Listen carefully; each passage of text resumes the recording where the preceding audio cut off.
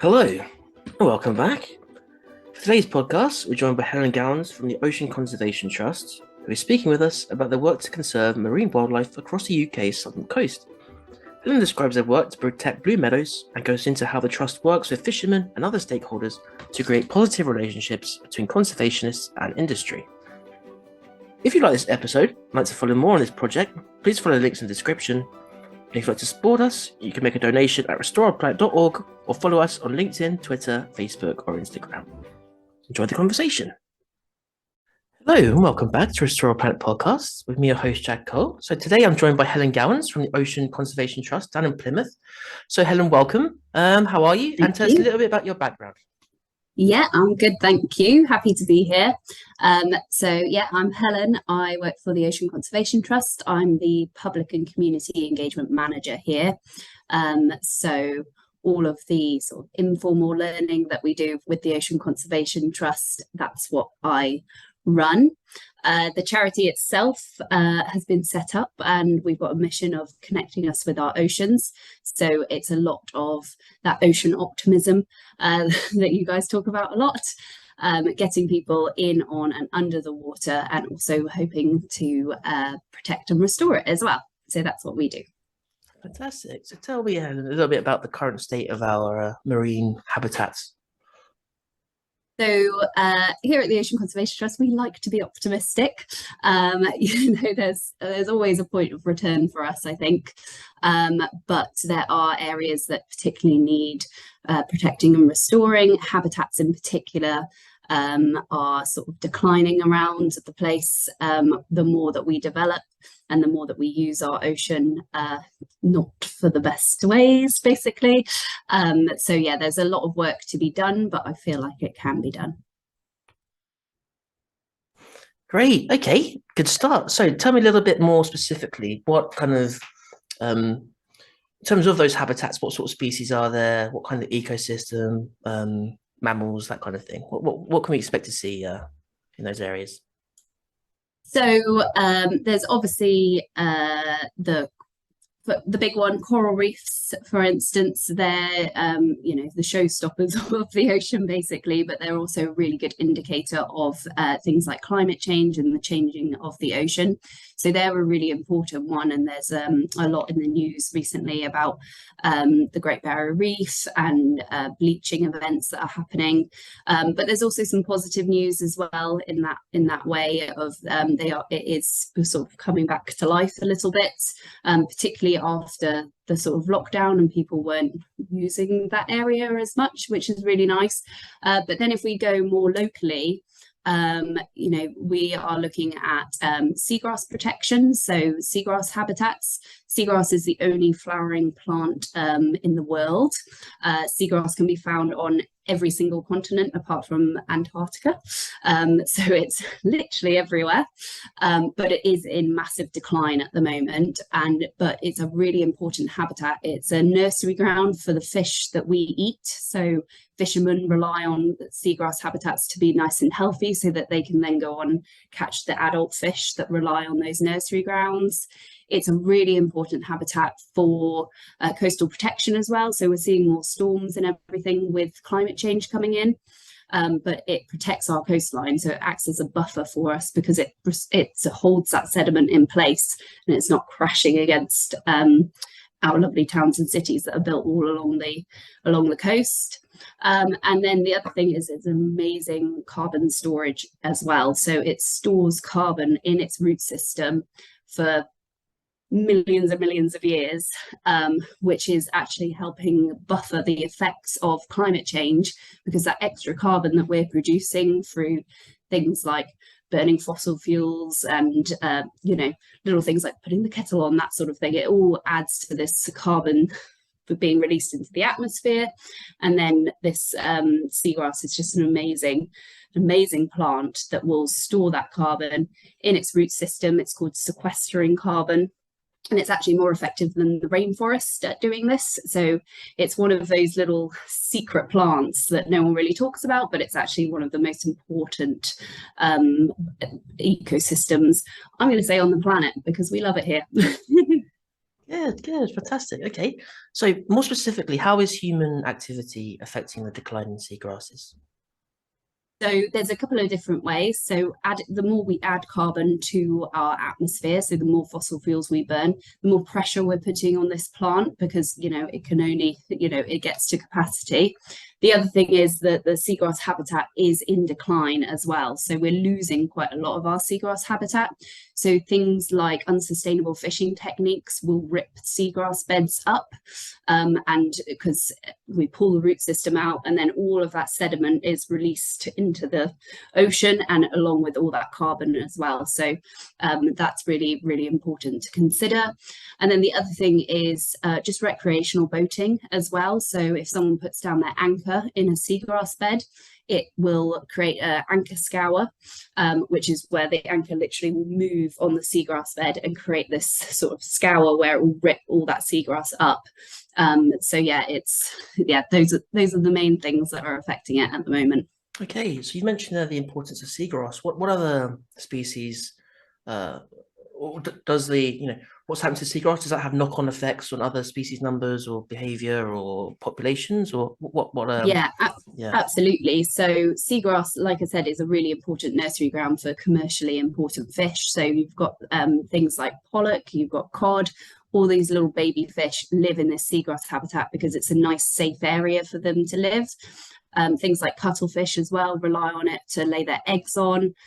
So things like that. And then globally, not in the UK, species like the turtle and the dugong, they rely on it, they eat it, they then spread its seed, which allows it to grow more.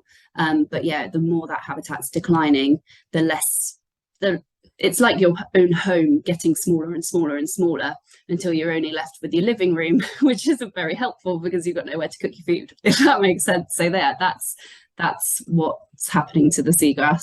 Of course, not ideal. And in terms of a trend, is this something that's sped up quite recently? Has it been kind of like a slow, gradual decline over perhaps a couple of generations? What's the general it's always been a trend? gradual thing happening over generations, but it has been speeding up in the past decade or so because basically the use of the ocean is getting more and more. There's more pressure on fishermen to bring in more fish as the population's growing. So these unsustainable fishing techniques are being used more and more and more.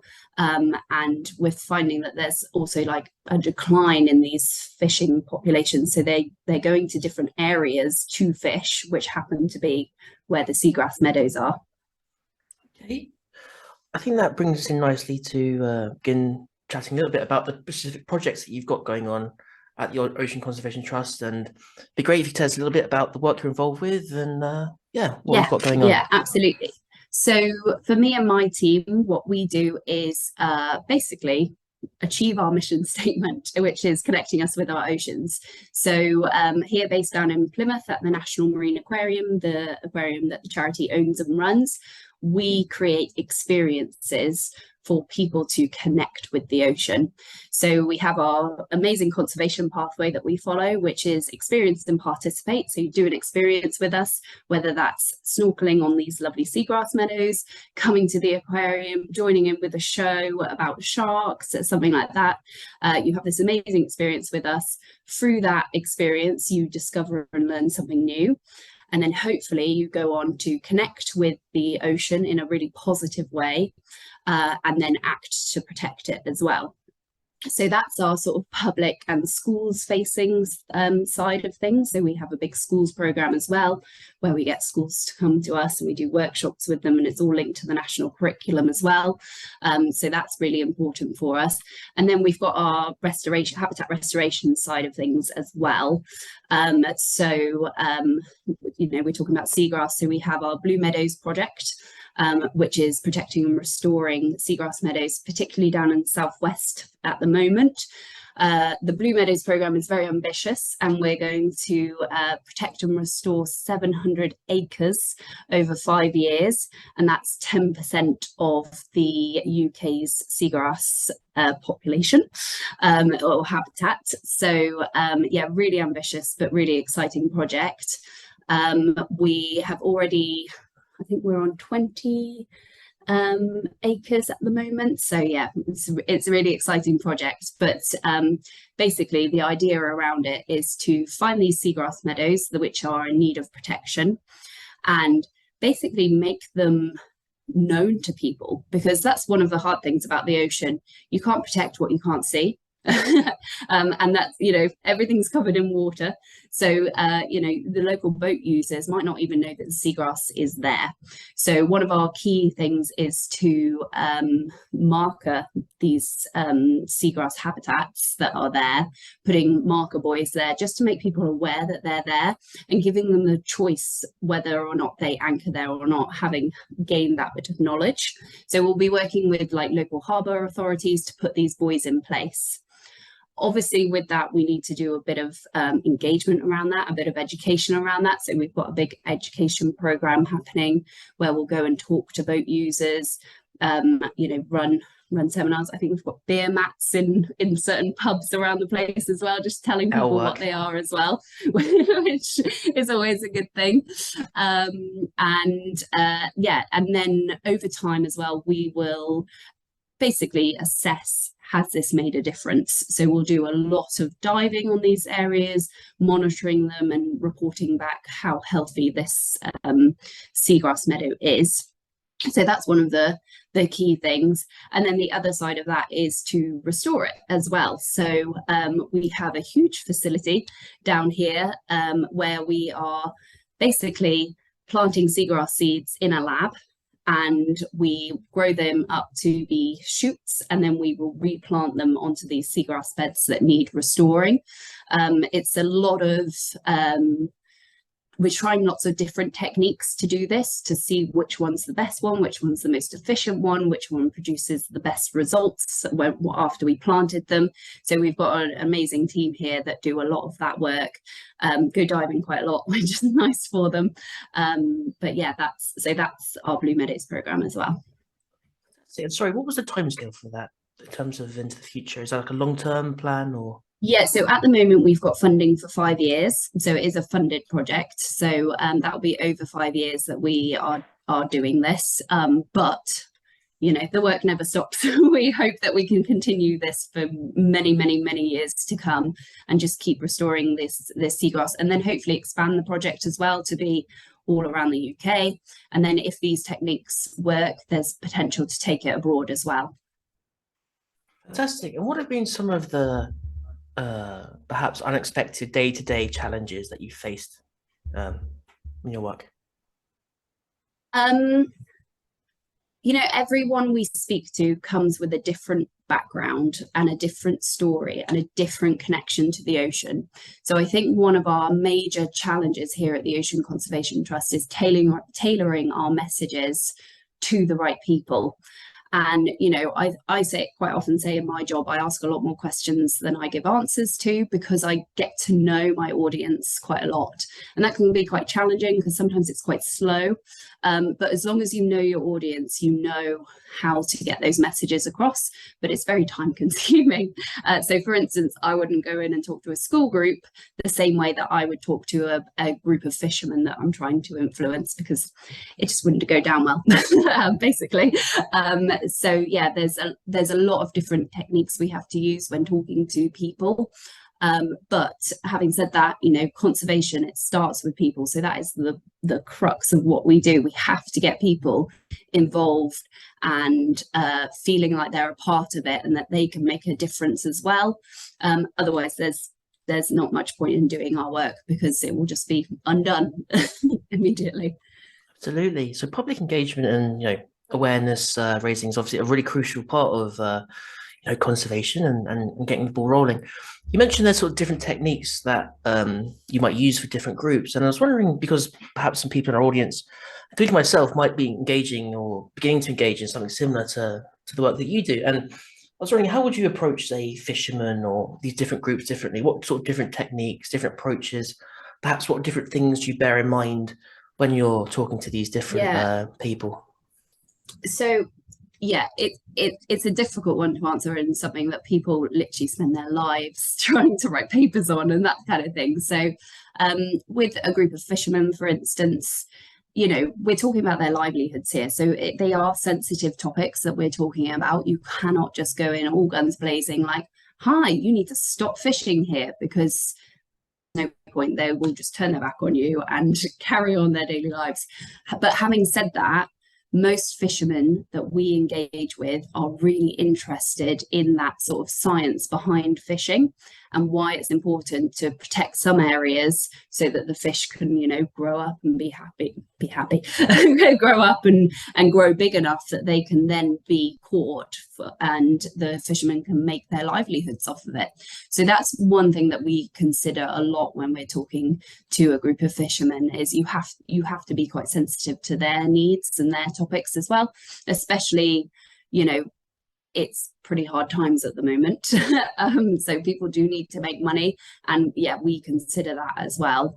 When we're talking to, say we get a family group into the aquarium, it's really important that we get to know that family group. So, you know, have you visited a beach today, or, you know, when was the last time you went to a beach? Those kind of questions are really important, because it gets us it's sort of gauging how they interact with the ocean, because you get some people that come to the aquarium and they've just come because they wanted their toddler to run around the building, basically something to do, but there's always that hook that you can get them in on to sort of like start up these conservation topics as well.